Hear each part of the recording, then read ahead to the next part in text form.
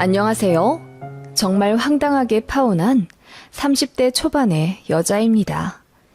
저 같은 케이스가 또 있을까 궁금해서 글을 올려봅니다. 저는 학교 선생님이고 아는 사람 통해서 남자를 소개받았습니다. 돼지고기 가공하는 공장의 아들이라고 했고 굉장히 성실하고 착하다는 말에 소개팅을 받았어요. 저는 아버지가 일찍 돌아가시고 엄마랑 여동생과 단둘이 살고 있었는데 아무래도 외롭고 허전하다 보니 가정을 잘 이루고 싶었고 그러기 위해서는 돈보다는 남자의 마음 씀씀이가 더 중요했습니다. 제가 학교 선생님이라 금전적으로 안정적이기도 했고요. 그 남자를 만나러 호텔 레스토랑으로 가는데 저를 보자마자 한눈에 반했다며 얼굴이 발그레해지더군요. 그러면서 자기 어필을 막 했습니다. 모 지역에서 돼지고기 가공하는 공장을 운영하는 집안의 아들이라며 작년 연매출이 40억이라고 하더군요. 친인척들이랑 하다 보니 손에 들어오는 순수익도 많다면서요. 본인은 회사원인데 머지않아 정리하고 아버지 회사로 들어갈 거라고 하더군요. 보니까 손에 차고 있는 시계도 상당히 고가였습니다. 차도 제네시스 G80이었고요. 그러면서 저를 놓치고 싶지 않다며 애프터 신청을 굉장히 적극적으로 하더군요. 저도 그 사람이 나쁘지 않았고 그래서 사귀게 되었습니다. 저는 사귀는 것과 동시에 저희 집 사정을 이야기했지요. 아버지가 일찍 돌아가셔서 홀 어머니만 계시다고 했는데 제 걱정과는 달리 저를 더 따스하게 안아주며 그러면 결혼하고 나서 장모님 옆에 더 가까이 살아야겠다. 내가 잘 챙겨드려야지. 라고 하더군요. 그 모습에 저는 너무나 마음이 놓였고 사귀는 내내 저를 공주받들듯 챙겨주는 모습에 결혼을 하기로 결심했습니다. 그렇게 6개월쯤 사귀었을까? 저희 집에 먼저 찾아와 예비 신랑이 인사를 드렸고 예상대로 매우 깍듯한 모습에 엄마가 마음을 열고 결혼을 허락해 주셨습니다. 이제 저만 남자 쪽 집에 인사 가면 되었는데 남자가 그러더라고요. 사실 지금 부동산 문제로 사정이 있어서 잠깐 빌라에 살고 있어. 우리 아파트는 40평대 고급 아파트인데 잠깐 아는 사람한테 전세 주느라고 우리는 빌라에 살고 있거든. 내년에 거기 이사 갈 거야. 지금 집이 허름해도 놀라지 말아줘. 그 말에 조금 이상하다라는 생각을 했지만 사귀면서 여자 문제 한 번 일으킨 적 없고 거짓말도 하지 않은 수더분한 남자라 믿었습니다. 그렇게 남자의 차를 타고 인사를 드리러 갔습니다. 모 지역의 시내를 한참 지나 산비탈까지 오르고 꼬불꼬불 허름한 빌라로 조악한 동네에 다다랐어요. 3층짜리 벽돌조차 바래버린 빌라 앞에 세운 예비 신랑이 여기는 임시로 살고 있는 곳이라며 저를 계속 안심시키려 하더군요. 조금 불안은 했지만 들어갔습니다. 가니까 어머님만 계셨어요. 제가 깍듯이 인사를 드리자 예비 시어머니는 그래, 이야기 잘 들었다. 우리 아들이랑 결혼을 하고 싶다고? 선생님이라던데 한 달에 얼마 버니? 라고 다짜고짜 돈 이야기부터 하시더라고요. 너무 놀라서 제가 얼어붙자 남친이 허허 웃으며 전에 사귀던 여자친구들이 다 백수였고 자기네 공장 상속에만 혈안이 되어 있어서 결국 다 헤어졌다고 하더군요. 우리 엄마가 내 전 여친들한테 너무 대어서 이런 이야기를 하시는 거야. 아, 엄마, 이 사람은 그럴 리 없다고 내가 말했잖아. 얼마나 착한 여자라고. 남자는 그렇게 이야기하며 제 앞에서 본인 엄마를 나무라더군요. 그러자 예비 시어머니는 뭔가 할 말이 있는 듯 했지만 꾹 참는 느낌이 들었고요. 그렇게 어머님한테 인사를 드렸고 공장에 계시다는 아버님께 찾아갔습니다. 예비시댁 근처였어요. 남친 차를 타고 가서 공장에 들어섰는데 너무 놀랐습니다. 공장 부지가 엄청 크더라고요. 돼지고기 가공하는 곳이라고 해서 작은 컨테이너 정도로 생각했는데 1000평은 좋게 되어 보이고 사무실도 따로 좋게 되어 있는 곳이었습니다. 예비신랑이 아빠 하고 부르자 공장 내부에서 한 중년이 나왔습니다. 그분은 저를 보자마자 환하게 웃으며 네가 우리 며느리 될 아이구나. 와주어서 고맙구나. 라고 맞아주셨죠. 그렇게 사무실에 들어갔고 예비 시부는 자연스럽게 저에게 커피를 타주겠다며 탕비실로 가시더라고요. 그리고 대표 자리 앞에 있는 소파에 앉으라며 안내해 주셨습니다. 제가 회사 운영하기 힘드시지 않냐고 하니 뭔가 당황스러운 듯 웃으시더라고요. 더는 말씀을 안 하셨고 예비 신랑도 자기 아빠가 말씀이 많이 없는 분이라며 저더러 이해하라고 하더군요. 무언가 못 믿어온 부분이 많았지만 대표 자리에 있는 명패도 예비 시부 이름이었고 또 예비 시부도 자연스럽게 대표 자리에 가서 핸드폰을 충전하는 등 명백한 공장 사장 같은 모습을 보였기에 더 의심하진 않았습니다. 어쨌든 양가 허락을 받긴 받은 거죠. 그렇게 결혼을 본격적으로 준비하려 하는데 예비 신랑이 본인은 현금을 갖고 있는 게 없고 부모님으로부터 아파트를 한 채 물려받은 게 있으니 거기서 신혼생활을 하는 게 어떻냐고 하더군요. 그런데 그곳이 제가 근무하는 곳에서 굉장히 많이 떨어진 지역이었습니다.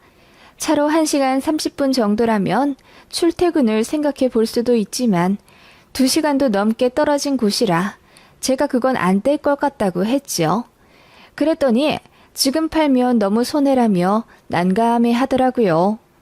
그래서 대출을 먼저 받고 제가 가진 돈을 합쳐서 신혼집을 마련하면 되지 않겠냐고 하니 자기는 보수적이라 대출을 안 받는다고 하더군요. 자기네 집이 승승장구하게 된 이유도 대출 하나 없이 올 현금으로 이뤄내서 그런 거라며 입에 침이 튀도록 설명을 하더군요. 여하튼 예비신랑은 대출은 못 받겠고 일단 제가 가진 돈으로 신혼집을 전세로라도 마련해서 들어가 보자고 하더군요. 자기가 가전 가구는 다 해올 것이고 결혼하고 나면 자기가 가진 아파트 명의를 저한테 돌려주겠다는 약속도 하더라고요. 그 아파트는 시세 12억짜리였습니다. 저는 현금으로 2억 있었고 소나타 한 대가 있었어요. 게다가 결혼하면 엄마가 돈을 2천만 원 해주신다고 했고요. 그런데 제 돈으로 전세 계약을 하면 굳이 엄마에게 그 돈을 받을 이유가 없어 보였습니다. 그래서 예비 신랑에게도 친정 지원을 없앨 거라고 했더니 뭔가 아쉬워하는 느낌이었습니다. 그때부터 조금씩 뭔가 이 결혼에 대한 찝찝함이 들기 시작했던 것 같아요.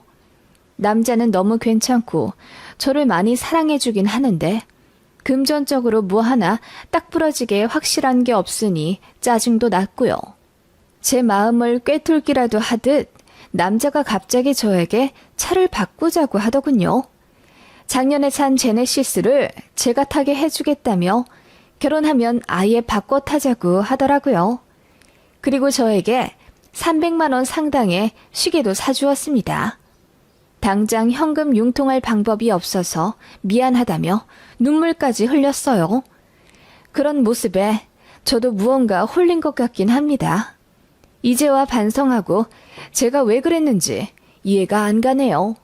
그때는 아마도 주변에서 다들 제가 결혼한다는 걸 알고 있었고 엄마도 제 예비 신랑을 많이 좋아했었기 때문에 뭔가 더 상황이 나빠지면 안 된다는 이상한 강박 같은 게 저를 옥죄었던 것 같습니다. 예비 신랑은 저에게 끊임없이 신뢰를 주기 위해 많이 노력했고 저도 그런 모습에 다시 그 사람을 믿고 잘 살아보자고 스스로를 다독이며 결혼을 진행해 갔습니다. 예식장을 계약했고 스드메도 열심히 알아보러 다녔습니다. 그리고 아파트도 계약했죠. 제 학교와 예비신랑 직장 가운데쯤으로 정해 제 돈으로 전세를 계약했습니다. 그쯤 제 생각은 어차피 저는 본가를 떠나 독립을 할 생각이었고 만약 남자와 파혼을 하거나 이혼을 하게 돼도 제가 살 곳이라 생각했습니다. 물론 예비신랑은 제 생각에 대해 전혀 모르고 있었죠. 여튼 그렇게 신혼집이 일단 정해지고 나니 아내들의 가전가구가 고민이 되었습니다. 예비신랑이 알아서 다 들여놓겠다고 하더군요. 그런데 너무 어이없는 일이 벌어지게 되었습니다. 가전가구 보러 가자고 하니 이 핑계 저 핑계 대며 못 간다고 하더니 어느 날 저에게 통보식으로 우리 엄마가 가전가구 다 해주신대. 자기는 신경 쓸 거 없어. 라고 하더군요. 그게 무슨 말이야. 우리가 살 집인데 가전가구는 우리가 고민해서 골라야지. 침대는 어떤 사이즈로 살 거고 TV는 무슨 사이즈로 살 건지 상의도 안 했잖아. 그런 게 무슨 의미가 있어. 어차피 우리 둘이 같이 있으면 뭐든 안 좋겠어? 예비신랑은 희한한 궤변을 드러놓으며 시어머니가 되실 자기 어머니가 너무나 기뻐하며 벌써 가전가구 계약을 하러 신나게 다닌다고 하더라고요. 어이가 없었습니다. 그러자 남자가 저보고 표정이 왜 그러냐며 설마 요즘 여자들처럼 시댁에 이유 없이 반감 가지는 된장녀냐고 하더군요.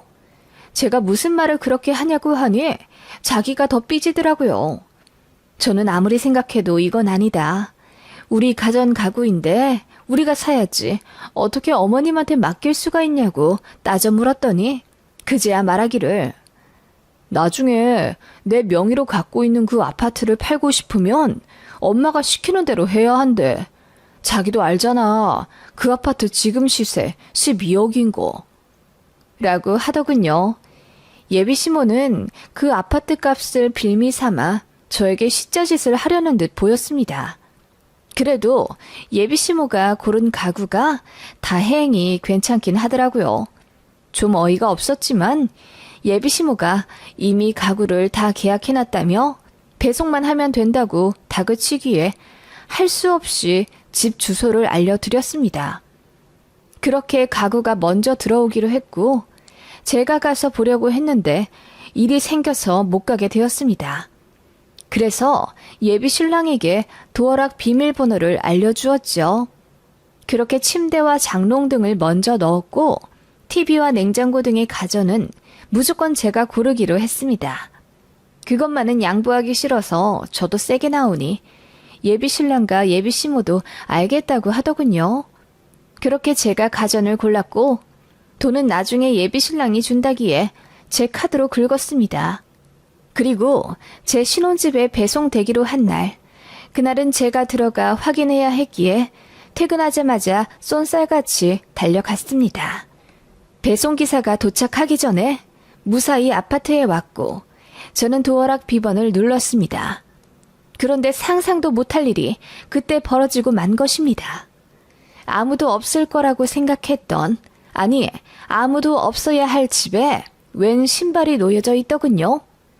소름이 돋아서 나가려고 하는 찰나 갑자기 안에서 세아가 반갑다 하는 소리가 들리는 겁니다.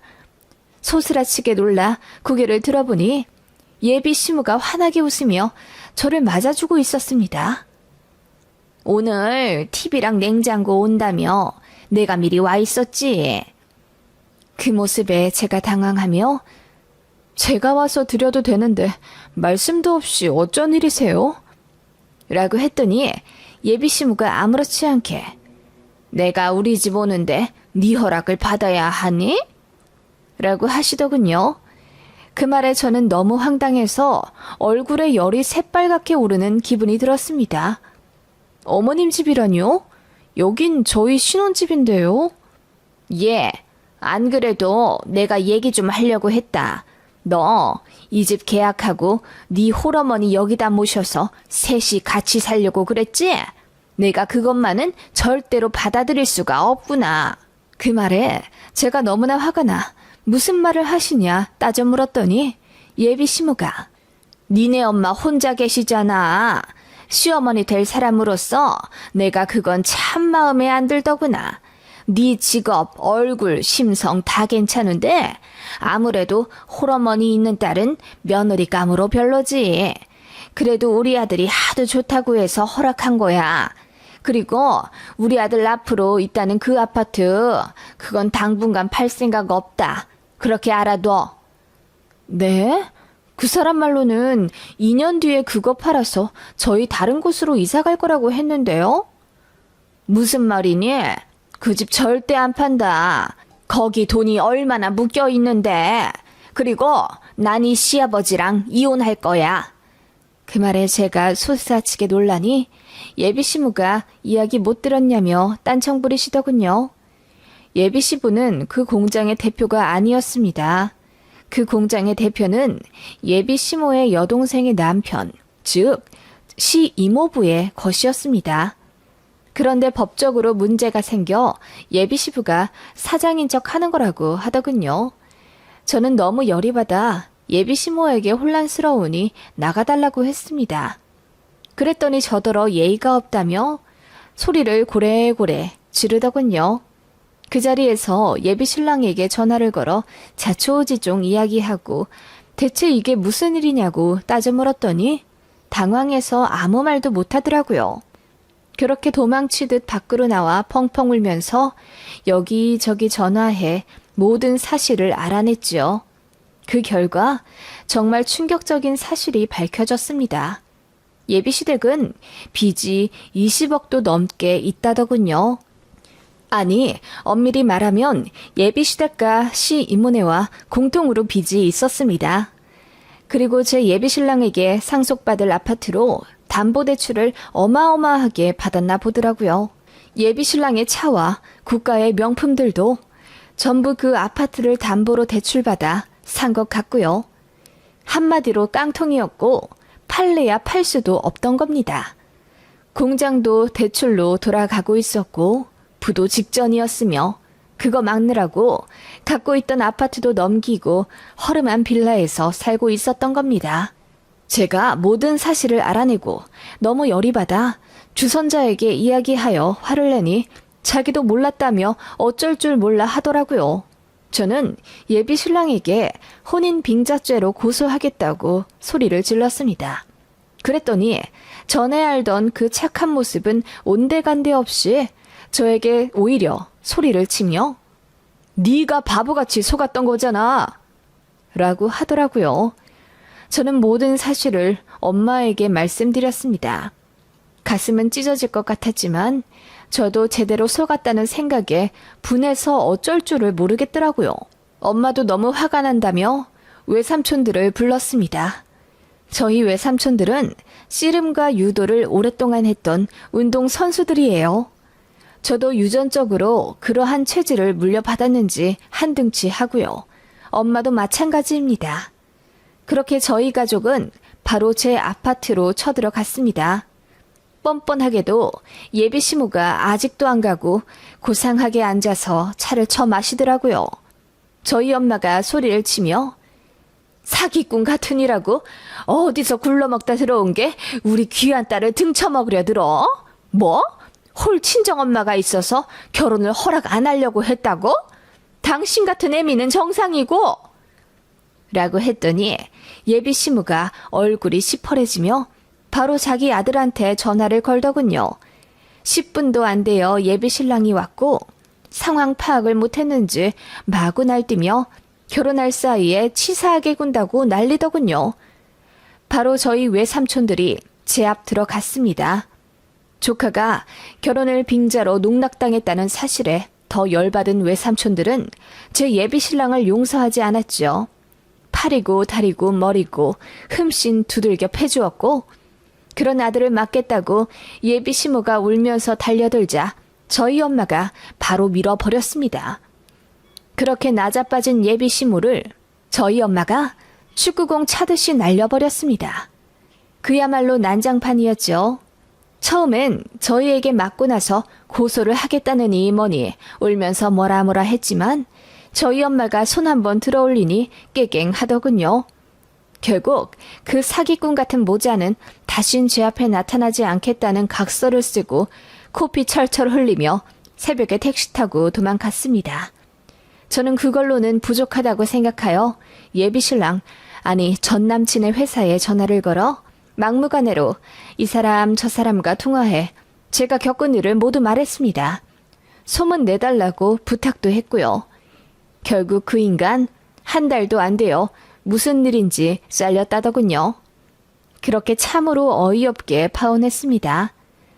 저도 나이가 많다는 이유로 또 가정을 빨리 꾸리고 싶다는 이유로 하나만 보고 둘은 보지 않았던 어리석음을 가슴 깊이 반성했습니다. 믿고 싶은 것만 믿었던 제 불찰이라고 생각합니다. 저도 나름대로 똑 부러진다고 소리 들었는데 결혼 앞두고 정말 사람이 뭐에 씌이긴 하나 보네요. 그래도 너무 늦지 않게 파혼해서 다행이라고 생각합니다. 그리고 그렇게라도 패주고 끝내서 속이 시원하고요. 그 집은 찜찜하여 바로 다른 이에게 전전세 주었습니다. 전 예비시무가 넣은 가구는 다 팔았고요. 정말 황당하지 않나요? 어떻게 이런 일이 다 있는지 어이가 없을 뿐입니다.